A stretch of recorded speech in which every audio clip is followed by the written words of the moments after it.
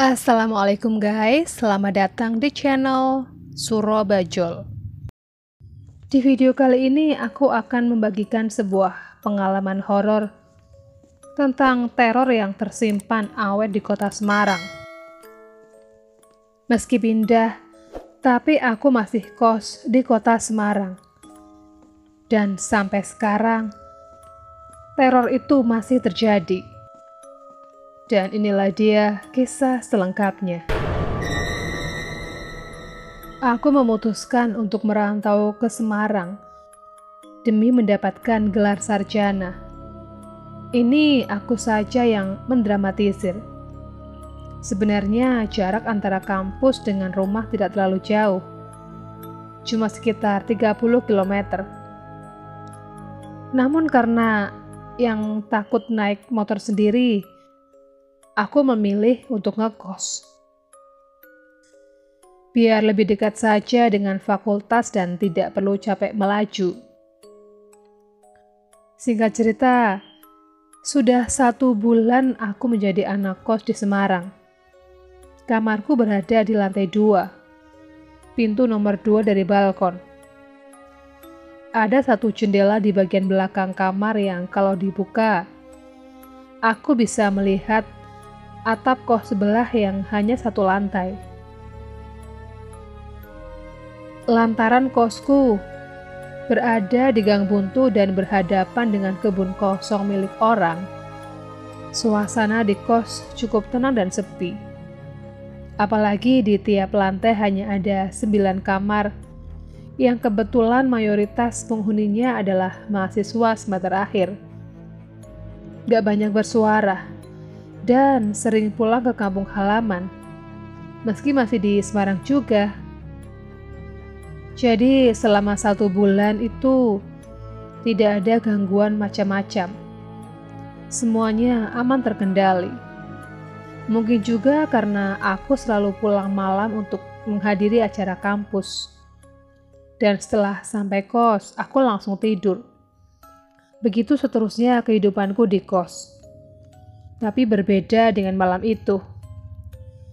Untuk pertama kalinya aku merasakan ada yang tidak beres dengan entah kosnya atau kamarku. Aku masih ingat, waktu itu sudah masuk September dan kegiatan mahasiswa baru sudah tidak sesibuk bulan pertama. Aku pulang sore dan tidur lebih awal. Malamnya ketika terbangun, aku mendengar seseorang menyapu halaman menggunakan sapu lidi. Suaranya cukup keras dan terasa mengganggu. Bahkan sampai membangunkanku, yang notabene susah dibangunkan kalau sudah tidur nyenyak. Ketika melihat ke layar HP, terlihat jelas bahwa saat itu masih sekitar pukul 1:30 malam. Apa mungkin ada yang menyapu halaman malam-malam begini? Pikiranku mulai tidak tenang. Gimana ya? Keganjilan di sebuah rumah, khususnya sebuah kos, biasanya dimulai dengan peristiwa seperti ini. Apalagi penghuni kos di Semarang ini kebanyakan cuek saja. Jadi tidak ada tempat bagiku untuk bercerita. Selama beberapa saat, aku memasang telinga baik-baik. Suara sapuan lidi ke tanah itu terus berlanjut memecah keheningan malam. Aku tidak berani memastikan dan hanya bisa diam sampai tahu-tahu tertidur lagi. Suara adzan subuh membangunkanku. Sebenarnya aku bukan pemberani. Aku hanya memaksakan diri untuk tidak takut dengan mereka karena tidak mau terus-terusan kalah. Aku mendengar kalau kita takut, mereka akan senang dan semakin suka mengganggu. Maka dari itu, setelah jadi anak kos di Semarang, aku terus mendekatkan diri kepada Tuhan dan yakin bahwa mereka tidak akan mampu mengganggu saya. Itu yang aku pikirkan pada awalnya, dan ternyata aku salah. Kenyataannya semakin berusaha untuk tidak takut, mereka justru semakin gencar mengganggu. Pengalaman kedua terjadi antara bulan Oktober dan November. Seperti biasa, aku tidur di atas pukul 10 malam, lalu bangun pukul 2 pagi untuk sholat tahajud, menanak nasi dan mengerjakan laporan praktikum. Sebelum menanak nasi, aku keluar kamar untuk mencuci beras di dapur yang bersebelahan dengan kamar mandi. Posisinya di sebelah kanan dapur. Ada satu kamar dan di depan kamar mandi yang bersebelahan dengan dapur tadi juga ada satu kamar lagi. Sementara aku sudah lupa dengan keganjilan di bulan September. Di kosku sendiri memang jarang ada orang yang bangun dini hari. Kebanyakan aktivitas baru akan berjalan saat subuh dan berhenti sebelum tengah malam. Makanya aku cukup kaget saat mendengar ada orang berbisik-bisik di sekitarku yang sedang asik mencuci beras. Suaranya lirih, benar-benar pelan, tapi dengan tempo yang sangat cepat. Semakin aku mencoba mendengarkan, semakin cepat bicaranya. Dan aku semakin dibuat bingung saat suara-suara itu ternyata suara laki-laki. Tidak mungkin ada laki-laki di kos khusus perempuan ini. Untuk menenangkan diri, aku mencoba berpikir jernih. Mungkin salah satu dari 2 kamar terdekat di dapur sedang menonton YouTube.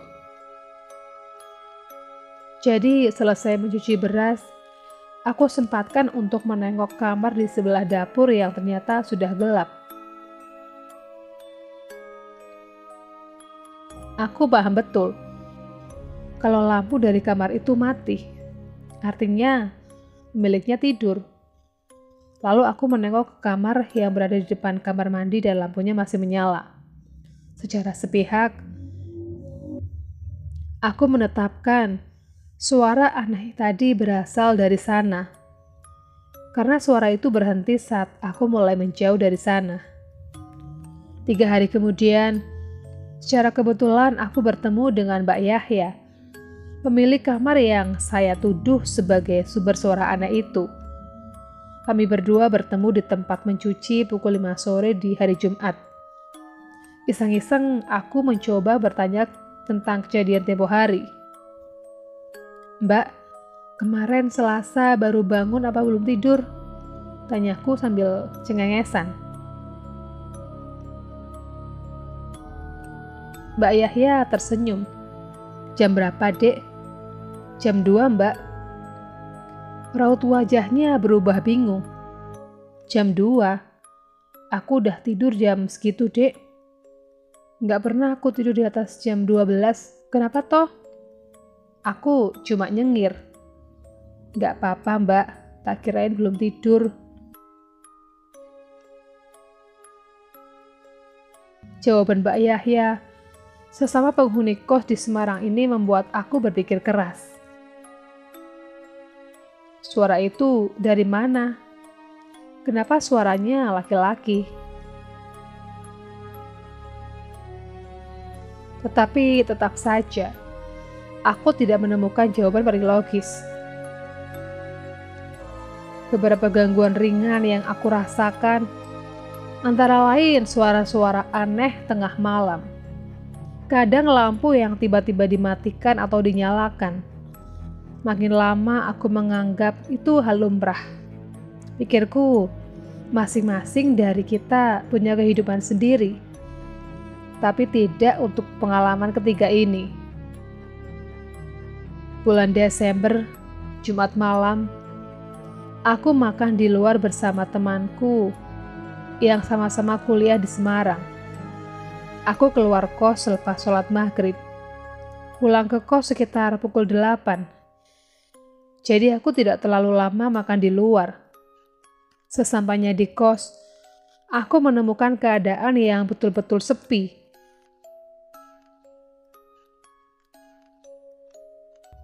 Tinggal aku di kos. karena besoknya liburan semester dan teman kos sudah mudik. Begitu masuk kamar, cuaca berubah. Saat itu memang sedang musim hujan. Beberapa kali petir mulai menyambar. Kilatan cahaya yang samar itu terlihat dari pintu balkon. Udara semakin dingin membuat suasana malam itu terasa seram.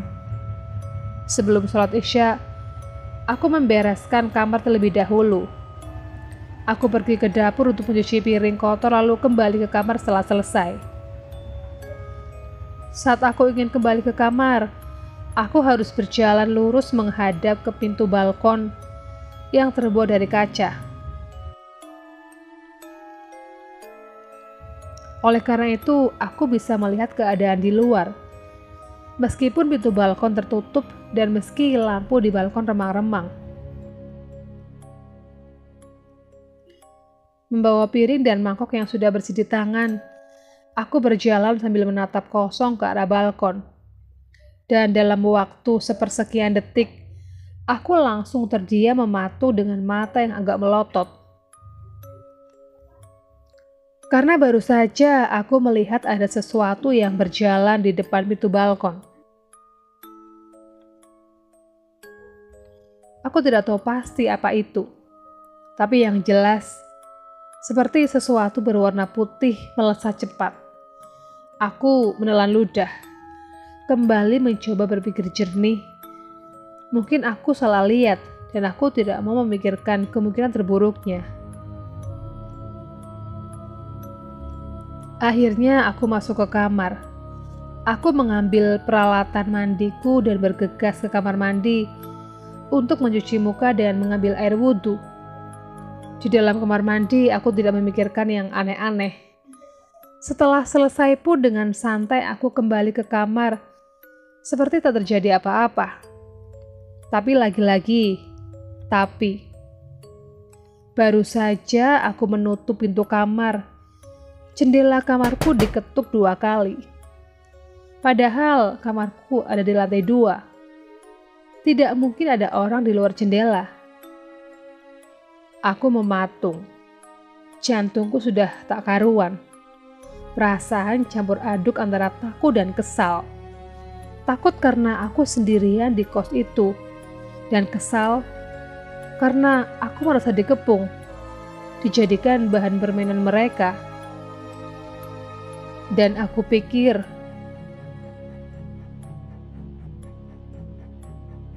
teror mereka hanya sampai di sana.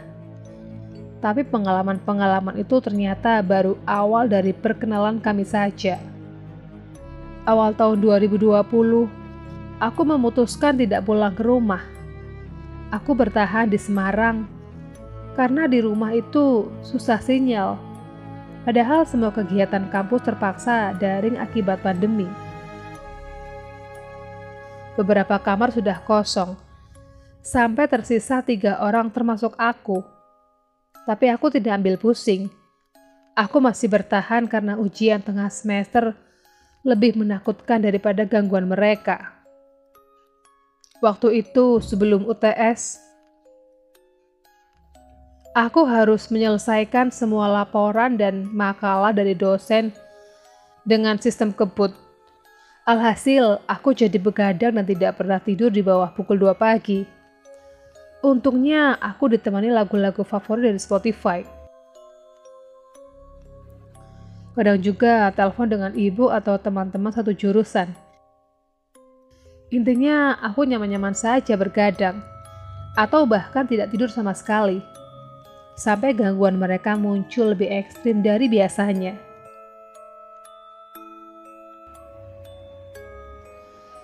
Masih ingat atap kos sebelah yang berada di samping jendela kamarku? Setiap pukul 1 malam selalu saja terdengar suara berisik dari sana. Seperti ada orang yang berlarian di atap, ramai sekali. Awalnya aku pikir itu kucing. Tapi suara itu hanya terdengar di pukul 1 saja. Juga tidak pernah ada suara kucing bertengkar atau apalah. Dan yang paling aneh adalah suara itu akan semakin kencang kalau lagu dari laptopku volumenya dinaikkan. Aku memang sengaja memutar lagu tanpa earphone, supaya kondisi kamar tidak terlalu sepi. Kamar kosku juga cukup kedap sehingga suara dari dalam kamar minim sekali terdengar sampai luar, jadi tidak mengganggu orang lain. Suara berisik itu selalu muncul di waktu yang sama setiap harinya. Aku mulai tidak nyaman dan goyah. Akhirnya, saat suara itu terdengar lagi, aku memilih untuk tidur dengan perasaan takut. Keesokan harinya, aku selalu tidur di bawah pukul 12 malam. Di hari Senin, hari pertama ujian tengah semester. Ujian tepat diadakan pukul 7:30 dan harus selesai pukul 9:10. Aku sudah selesai 10 menit lebih awal karena kebelet ke kamar mandi. Awalnya aku ingin langsung lari saja. Tapi waktu aku keluar kamar, aku melihat di depan kamar sebelah dapur ada seseorang yang sedang berdiri. Diam, tak melakukan apapun. Lagi-lagi aku mencoba untuk berpikir positif. Apalagi hari masih pagi.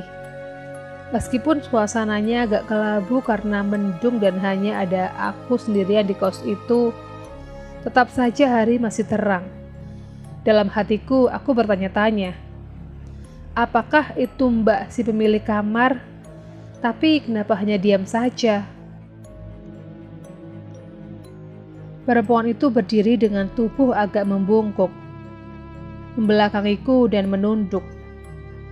Dia memakai pakaian hitam putih, sama seperti aku sewaktu menjadi mahasiswa baru atau pakaian senada yang dipakai saat ujian akhir. Aku sengaja melambatkan langkah untuk menyapa perempuan itu, yang aku pikir benar si pemilik kamar. Tapi perempuan itu cuma diam, tidak menoleh juga, dan hanya berdiri persis di depan kenop pintu kamar. Aku mengurungkan niat untuk menyapa pada akhirnya. Karena sudah tidak tahan, aku cepat-cepat masuk ke kamar mandi dan barulah aku mendengar suara pintu kamar yang ditutup. Selesai dari kamar mandi, perempuan tadi sudah tidak ada. Aku jadi lega. Ternyata itu benar si Mbak pemilik kamar.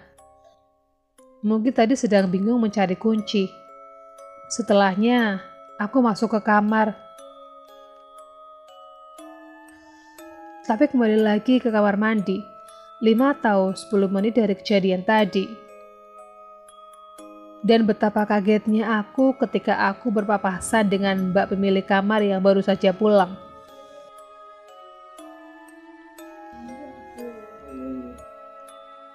Wajahnya ceria, pakaiannya sungguh berwarna, dan dia datang bersama anak-anak kos lainnya.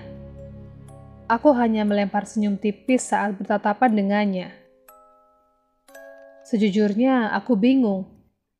Lalu siapa perempuan tadi? Apakah temannya yang main ke kos? Baru saja aku ingin bilang kalau tadi ada temannya menunggu. Lidahku terasa keluh. Kakiku seperti digerakkan otomatis untuk masuk ke kamar mandi. Dan dia masuk ke kamarnya setelah membuka pintu itu dengan kunci yang dia bawa.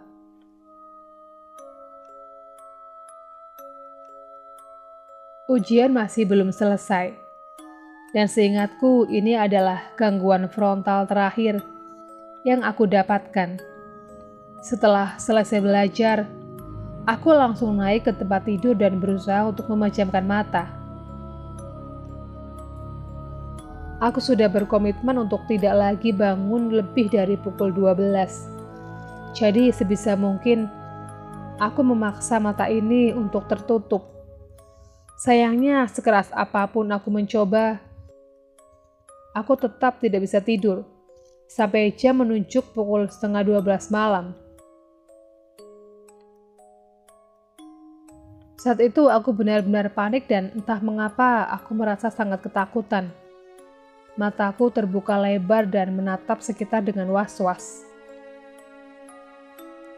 Ketakutanku semakin menjadi ketika aku merasakan atmosfer di sekitar mulai berbeda. Aku tidak bisa menjelaskannya secara detail. Hanya saja, aku seperti ditatap oleh banyak pasang mata.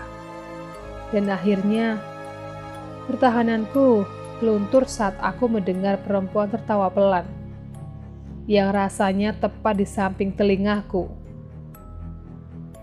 Di hari terakhir ujian, aku putuskan untuk pulang. Naasnya, aku harus pulang sore hari karena ujian baru selesai siang harinya. Oke, tak masalah, kataku dalam hati. Toh, sore juga masih terang. Cuaca juga sepertinya cerah-cerah saja. Saat aku sedang beberes dan kebetulan pintu kamar sedang aku buka, seorang tetangga kamar menghampiriku. Dia adalah salah satu dari 3 orang yang tersisa di kos itu. Namanya Mbak Yulia. Orangnya sangat tertutup dan pemalu. Bahkan aku jarang sekali melihat dia membuka kamar atau keluar dan bersosialisasi dengan penghuni kos lain. Dek, kamu pulang hari ini juga kan? Jam berapa? Tanya Mbak Yulia di abang pintu. Nanti sorean Mbak, UTS-nya nih belum selesai, jawabku. Aku pulang pagi ini jam 9. Rahma juga pulangnya siang. Kamu beneran gak apa-apa di kos, Dek? Sendirian loh, gak apa-apa. Apa gak pulang siang saja? Terlihat jelas raut wajah Mbak Yulia yang khawatir. Seperti tahu sesuatu yang tidak ingin aku tahu. Aku sempat ingin bertanya, memangnya kenapa Mbak? Kenapa sampai panik banget begitu? Apa jangan-jangan Mbak Yulia juga sering diganggu sepertiku? Tapi aku cuma bisa tersenyum dan bilang gak apa-apa Mbak, masih terang kok. Meski pada akhirnya aku pulang tepat setelah ujian selesai, bahkan sebelum Mbak Yulia dan Mbak Rahma pulang. Itulah pengalamanku sewaktu kali pertama aku menjadi anak kos di Semarang. Sampai saat ini aku masih belum menemukan alasan mengapa aku diteror. Tapi karena teror ini pula aku jadi paham. Mereka tidak akan berhenti menggangguku saat masih ada rasa takut terhadap mereka yang aku simpan. Memang pada dasarnya mereka ada untuk mengganggu manusia. Aku juga merasa mereka hanya melakukan tugas saja. Tapi kenapa harus aku yang mengalami? Apakah para penghuni kos lama sudah tahu, tapi tidak bisa cerita? Toh sampai akhir, mereka hanya bisa memberikan peringatan lewat Mbak Yulia.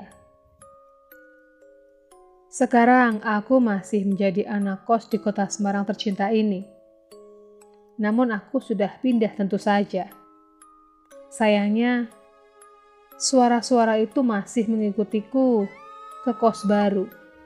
Aku masih menunggu suara tertawa dan tatapan mata itu untuk hadir di kosan baru. Doakan saja mudah-mudahan aku bisa bertahan. Sekian dulu video kali ini, ketemu lagi di video berikutnya. Assalamualaikum.